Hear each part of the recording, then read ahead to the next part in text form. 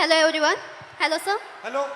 मेरा नाम सुचित्रा पागी है। मैं पालघर वसई से बिलोंग करती हूँ और अभी मैं इकोनॉमिक्स में मास्टर्स कर रही हूँ हड़पसर में एसएम जोशी कॉलेज में। जब हम सिक्योरिटी की बात करते हैं लड़कियों की, तो खुद के साथ होना और दूसरों के साथ होना बहुत अलग चीज़ है, उसमें ज़मीन आसमान फ़र्क है। जब हम पढ़ते हैं कि न्यूज़पेपर में पढ़ते हैं कि लड़की के साथ लड़की हरेस्ट हुई, उसका रेप हुआ, तो वो बहुत अलग बात होती है कि हम सिर्फ फील करते हैं कि उसके साथ ये हुआ तो वो क्या फील कर रही होगी।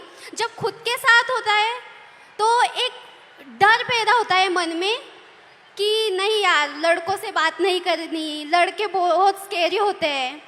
तो मेरी 15 साल पुरानी एक स्टोरी है। जब मैं 13 ईयर की थी, सिर्फ 8वीं कक्षा में थी, तो क्या हुआ, मैं 5 किलोमीटर गांव से दूर स्कूल में चल के जाती थी और उस टाइम गाड़ी वगैरह ऐसा कोई फैसिलिटी ज़्यादा नहीं थी।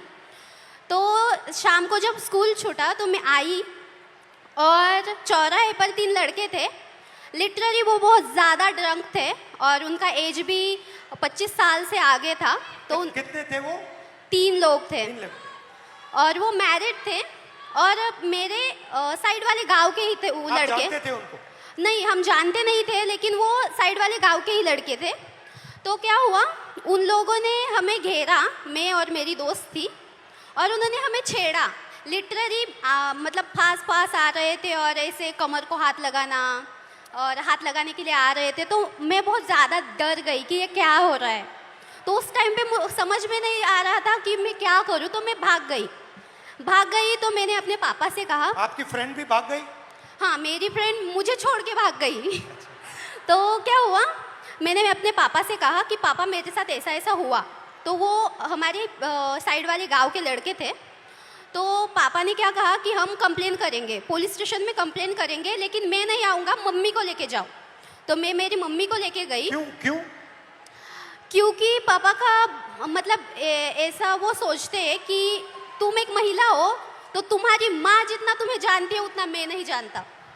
तो जब एक लड़की पर बात आती है तब पापा भी माँ को आगे रखते हैं। तो हम पुलिस स्टेशन गए और कंप्लेन की और उनको शिक्षा मिली। उनको बहुत मारा गया, पीटा गया। उनको मारा? हाँ, उन लड़कों को मारा गया, पीटा गया। उसके बाद ना कि मेरे घर वाले, मेरा पूरा गांव मेरे अपोजिट खड़ा हुआ कि ये लड़की है और इसके साथ ऐसा ऐसा हुआ है, तो इसे पढ़ाओ मत, इसे घर में रखो और पढ़ाओ मत, क्योंकि इज्जत चली गई। तो इज्जत चली गई? हाँ। तो पापा ने कहा कि नहीं, मैं मेरी बच्ची को पढ़ाऊंगा, और उन्होंने मुझे पढ़ाया, बल्कि पुणे में भेजा। और मैं बहुत ज़्यादा डरी हुई थी कि मेरे साथ ऐसा ऐसा हुआ था, तो अब पुणे में भी वैसा ही ना हो। तो मैं 2022 में पुणे में आई। तो जब मैं लाइब्रेरी से आई हॉस्टल में, तो बस PMPL में बहुत ज़्यादा भीड़ थी और मैं गिरने वाली थी। तो एक लड़के ने मेरा हाथ पकड़ा, मुझे खींचा और स्टेबल किया, और आगे एक महिला खड़ी थी, उसके बीच में मैं, और आगे मेरे पीछे वो लड़का खड़ा था। तो लिटरली उस लड़के ने मेरी कमर के इस कोने से लेकर इस कोने तक में हाथ लगाया और मुझे पीछे खींचा, और मैं डर गई। मैंने तुरंत में पीछे मुड़ी और उसके कान के नीचे बजाया, और वह सिचुएशन ये थी सर कि वहाँ पर जो लड़कियाँ थी वो कुछ नहीं बोली। और अब जब मैं स्टेबल हुई कि अब नहीं, मेरे साथ ऐसा नहीं होगा, तो अभी रिसेंटली पिछले वीक में मैं अपने घर से वसई से पुणे आई। पुणे स्टेशन से ट्रेन पर मैं उतरी और वहाँ पर एक ड्रंक आदमी था, वो सामने से आया और लिटरली मेरे यहाँ पर ब्रेस्ट के नीचे छुआ उसने। तो मैंने उसके हाथ को पकड़ा और उसे मारा। वहाँ भी महिलाएं थी,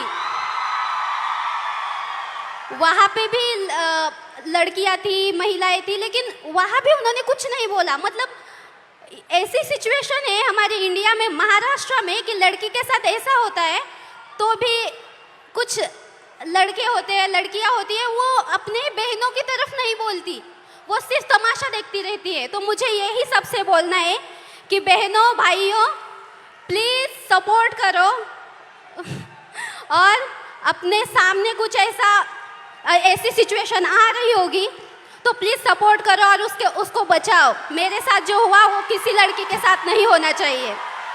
और मैं बताना चाहूँगी सर कि अभी जो मेरे साथ जो इंसिडेंट्स हुए तो मैं बहुत ज़्यादा डरती हूँ लड़कों से। मेरे मन में एक डर बैठा हुआ है कि लड़के सब ऐसे ही होते हैं, लेकिन आई एम सॉरी टू से बट सारे लड़के ऐसे नहीं होते। नहीं होते ना। Thank you.